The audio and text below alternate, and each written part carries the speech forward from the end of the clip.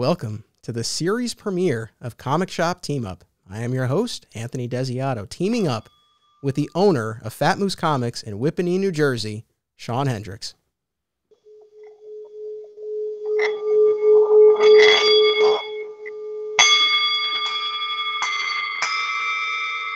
I'm sorry, you caught me mid-meditation, just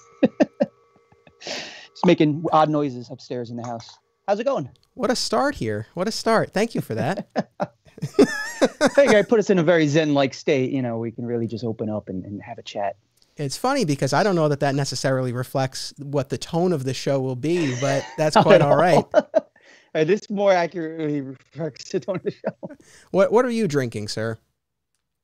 I'll give you three guesses, my dear friend. Well, I know it's a wild turkey. That's the thing. It's always a wild turkey. The 101. It's the 101. It's the 101. 2 cubes. Followed with a nice Guinness. Oh, okay. So you really got a pairing going. I have Maker's 46 over here. Nice. With myself. I was going to match. I knew you were going to go wild turkey. I figured we'd you didn't know I was going to do this, though. Look at this. Yeah, you went full on Superman shirt. I'm Daily Planet. I mean, I'm not as on the nose with it. We were the Daily Planet. I knew you were going to do sweatshirt. something Superman. I have like 2 Superman shirts, and this is one of them. So in honor of you and your digging for kryptonite and digging deeper and even deeper still, there's like 8 different ones now, right? I posted on Facebook recently that between October and March, I recorded 44 podcasts, because a lot of people have commented like, wow, it's like so much stuff coming out. And I was like, well, I wonder exactly how many. And I did the math, and yes, it's been 44 podcasts in that period. Of course, now we're in April, and I'm adding more with this new show. But this honestly, man, this was just born out of, look, I have enough content, clearly. This was really born out of, I just wanted to check in with you. I wanted to have not a reason, but just a little extra motivation to check in with each other, because I think, as we all know, it's like sometimes if you don't put some structure to it, it's easy for a lot of days and weeks, months sometimes to go by. You and I, we at least will Facebook message and things like that. But this way, we get to see each other, we get to talk. That's why I wanted to do Comic Shop Team Up. I appreciate it, man. I like talking to you. You never have to pull my arm to get on with you and talk. So here I am. That's right. I know you're always good to go, and I really do appreciate that. That's one of the other reasons why I wanted to do this. I knew it would be a lot of fun. So, I don't know who's going to be watching this, right? I suspect it will be a lot of people who already know who we are, people who have followed my podcasts and documentaries, people who are customers of Fat Moose Comics, but we hopefully, we'll have some new folks as well who might be checking this out. So, you and I both have long comic shop histories. I worked at a store that no longer exists, the late great Alternate Realities. And you, of course, you worked at a number of stores, including Fat Moose Comics, which you now own, over a year as owner. Yeah, a little over a year. It's been interesting. It's definitely, it's got its highs and lows, more highs than lows, but the lows can get low, Some days you're just like, oh my God, what am I doing? I know. And you were dealt a very severe blow, taking over the store, mere months before a global pandemic. So I know you've had a lot thrown your way, but, you and I both come to this show with, again, long comic shop histories, a lot of time behind the counter, a lot of time dealing with all sorts of characters who come through the door. We met in the 3rd season of my podcast, My Comic Shop History, when I started traveling around. After my store had closed, I started traveling around to all these other shops, and you reached out and you said, hey, you should come to the store, which at the time you were an employee of. You should come to Fat Moose. And I did, and we recorded that first episode, and we hit it off, and you ended up being a prominent cast member in the documentary film behind me, My Comic Shop Country. Yeah. More screen time than I anticipated, which I appreciate. It was cool, but I was like, that's a lot of me. And yet hopefully it wasn't too off-putting. Yeah. Yet still you demand the Hendricks cut. The Hendricks cut. Hey, look, if Snyder could get his cut, that's why I wore the shirt. I'm happy to report I watched the Zack Snyder's Justice League the day of release in one sitting. I took a couple of breaks here and there. I was at the store, so anytime a customer came in or the phone rang, obviously I paused it. But I got through it, man. What a ringing endorsement. I got through it. No. I don't mean it in that way. I actually did enjoy it. It's still like it's got its flaws, but it much better than the Justice League, as people call it. Yes, well, that for sure. I appreciate you watching it. I'm glad you enjoyed it. I was a huge fan, and I have an episode of Digging for Kryptonite, a 2.5-hour epic extravaganza, all about it. That's out. Actually, in one of our subsequent episodes, I do actually have a couple of questions for you about the Snyder Cut generally, but really more about customer reactions to a few things that have happened recently. So we'll get to that, I think, in a subsequent segment, because I'm kind of curious to pick your brains, since I'm not in a comic shop. But so, those are our comic shop histories, and we have this new show that's going to be dropping episodes on Mondays, so weekly on Mondays. So it'll be hopefully a nice, fun way to start the week. In the Flat Squirrel Podcast Network Facebook group, which everyone is welcome to join, I put out a call for suggested topics. I was like, what should Shawn and I talk about in this? And I think it was one of your customers, right? Suggested this very academic list of comics industry topics, and they were all great. That was Steve, I believe. Steve Anderson? Yes. Does that name ring a bell? Yeah. And that's the way his mind works. Yeah. I mean, all great topics. A lot of them are things that I've covered, in my comic shop history, the podcast, and my comic shop country, the documentary. And it's the sort of thing, I'm sure we'll touch on some industry stuff as we move along. But for the most part, I really just want to have fun. I don't know how much fun we would necessarily have. We don't have to go too inside baseball with the comic book stuff, because trust me, I live it. All day, every day, I'm in the shop, and we're talking about, this movie, that podcast, this cartoon, that, this company's leaving Diamond, this one's going here, what's happening with the price hike for DC. So, I talk about that stuff all the time. So it's fine with me if we just kind of gloss over a lot of it, to be honest. Yeah, I figured, if whatever you want to talk about is fine with me. I'm just saying, like, I get my fair share of, industry talk, Gotcha. Well, I thought in this debut episode, we could talk about comic shop taglines. Does a shop need one? What is yours if you have one? I know this was something you were sort of workshopping a little bit, so I'm curious if you've landed on anything.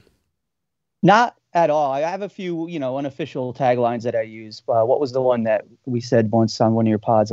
Come for the comics, stay for the cocktails, right?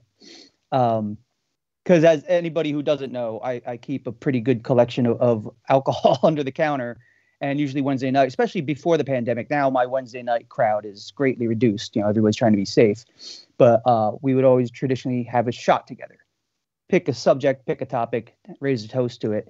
And so I always laughed about, I have a few guys, I swear, I think they only come there on Wednesday. They're less concerned about the books. They just want to get out of the house and have a quick drink, and it's all before anybody thinks anything, where it's one drink, one shot. That's all anybody gets. Nobody gets a second. Nobody's getting drunk. It's just a little tradition that I started, just a little toast at the end of a new comic book day. So come for the comics, stay for the cocktails. Like I said, I think a few guys show up specifically for the cocktails because everybody's stuck in the house now. So, I've got one regular comes every Wednesday. He goes, if I don't come here on a Wednesday, I start to get itchy. He's like, I just got to get out of the house, away from the wife, away from the kid. Nothing against the wife and kid, obviously, but you get a little cabin fever. He's like, this coming here on a Wednesday is like just peace of mind for me. That's what he told me. So again, maybe it's more the cocktail than spending time with me. I don't know. I'm sure it's a mix, right? It's the love of comics. It's the opportunity to see you. It's a chance to, have a little variety in terms of your environment. So I'm sure all of that is at play. But yeah, that's the thing. I don't think there's any Fat Moose Comics tagline under the Shawn Hendricks era that doesn't have cocktail involved. No. Well, so all right, here's the thing with alternate realities. No, there was no official tagline. What eventually emerged as one was friendship and fun. Rich Roney. And yes, so Rich Roney is the best friend of the former owner of Alternate Realities, Steve Odo. They went to high school together. They kept in touch, and Rich would come to the store every Saturday or just about, and played a large role in the weekly dinners that we would have, all that stuff that we've talked about in other venues. But he's and to this day, even though the store is gone, he still occupies this role, the beloved elder statesman. of alternate realities? You have a Rich Roney. I have a couple Rich Roneys, I think. Yeah, there's Who one are you though, I think. referring to specifically? Mr. Gene. Oh, Gene, yeah. Gene. Quick with a pun, you know. Yeah. To me, I feel like and again, you would know better. And if you feel someone at Fat Moose better corresponds to Rich, I defer to you, obviously. But to me, that was my impression. Yeah, I would say that's probably correct. Yeah, Gene's always happy to be there, always in a good mood, always friendly to everybody, brings little gifts in sometimes, like, oh, I got 2 of this action figure by accident or whatever, take this. And yeah, he's definitely probably one of my friendliest customers, as far as even when he's in a bad mood, he's still cracking jokes and everything. So yeah, I'd say Gene is up there as far as that goes. Right on. So, Rich Roney famously now, when I interviewed him for my very first documentary about alternate realities, I made it over 10 years ago now at this point, and it's on YouTube. It's on my YouTube channel. If anyone wants to watch that 2010 documentary, all about alternate realities.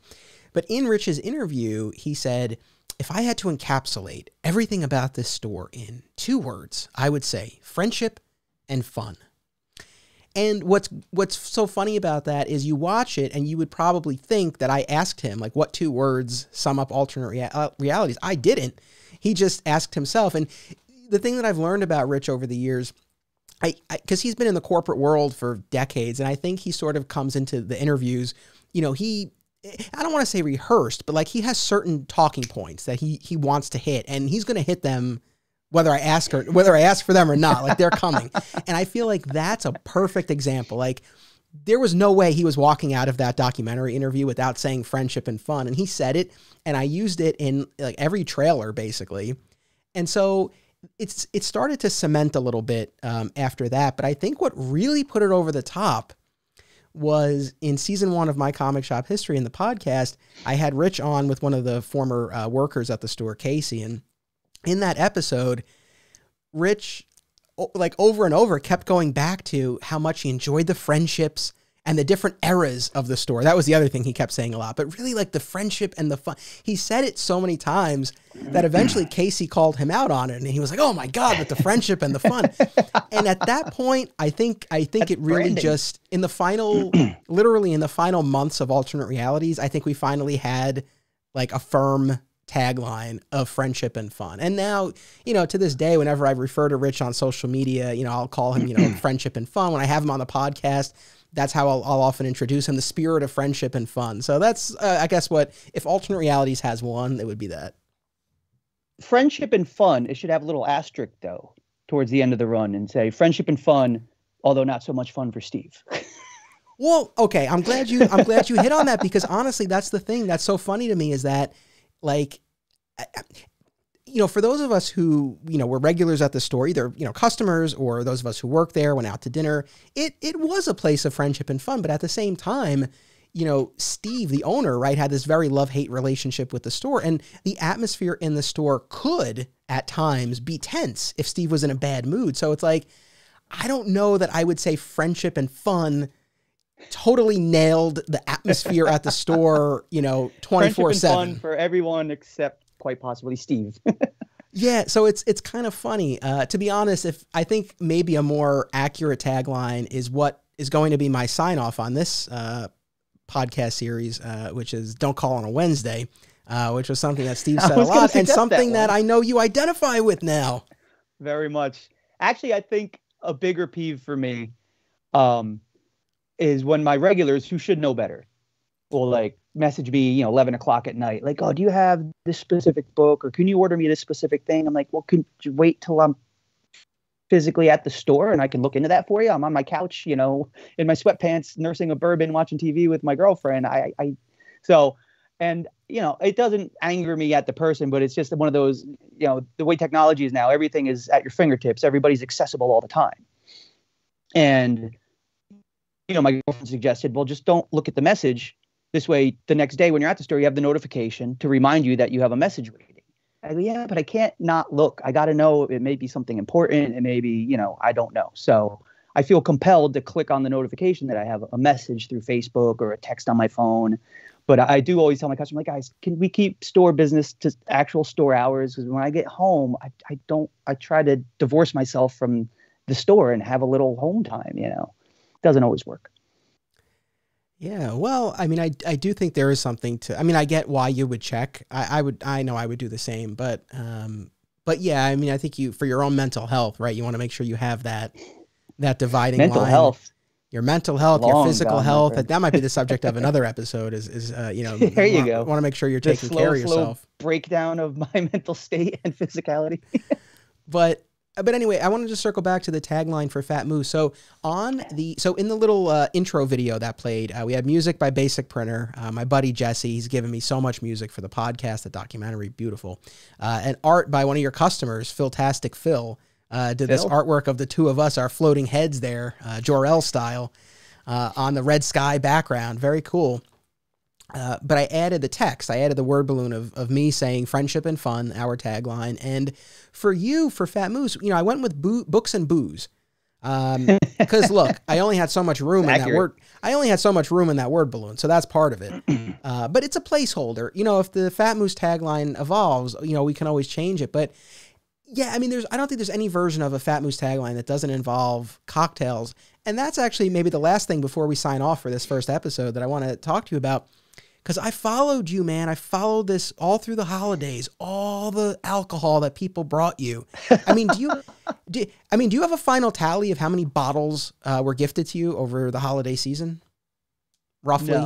No, I don't need to be that self-aware. I'm blissfully ignorant of my consumption. You know, and I have a birthday coming up in April, and I'm hoping for a repeat performance from my regulars. Yeah, it was beautiful to see. I completely get why. I've been to the store. We've talked about it a lot. You know, I know the relationship you have with them. They certainly know you like your, was it all bourbon? No, there's some vodka, there was some beer, there was some scotch. One of my customers got me a really nice bottle of sake.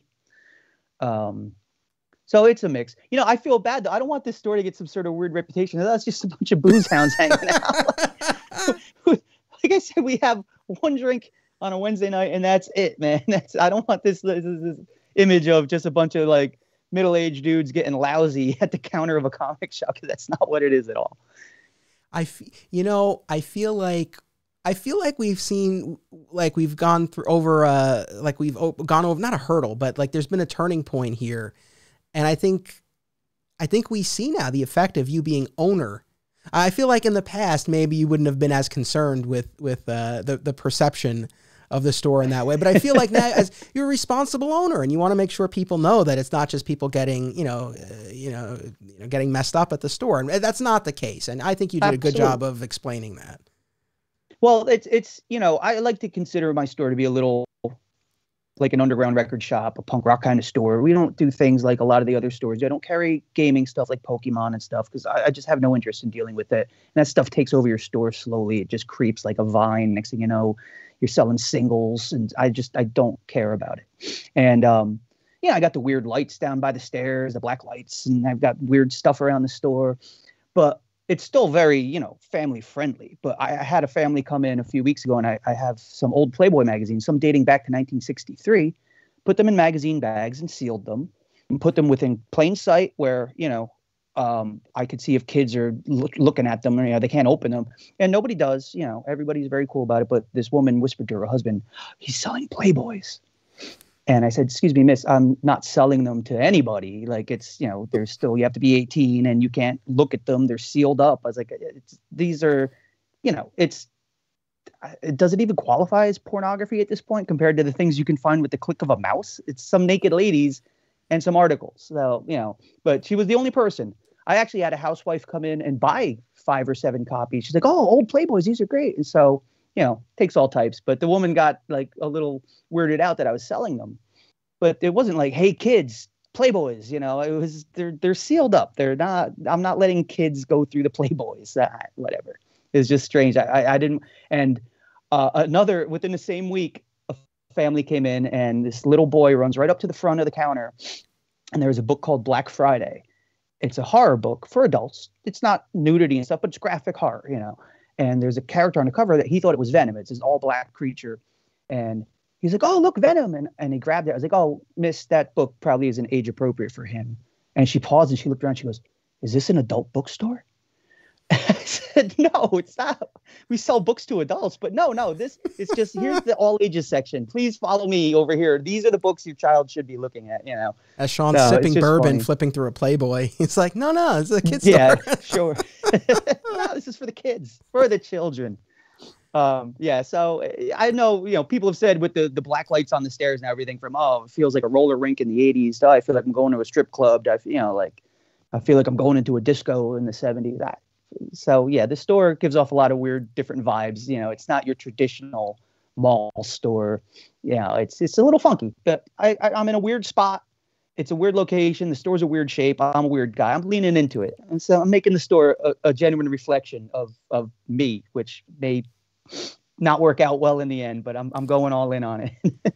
No, right on. Well, you mentioned a few things that I think will give us great fodder for upcoming episodes. So on that note, I want to thank you for joining me for this premiere. Thank you to everyone who checked out Comic Shop Team Up, and make sure that you come back in 1 week for the next episode.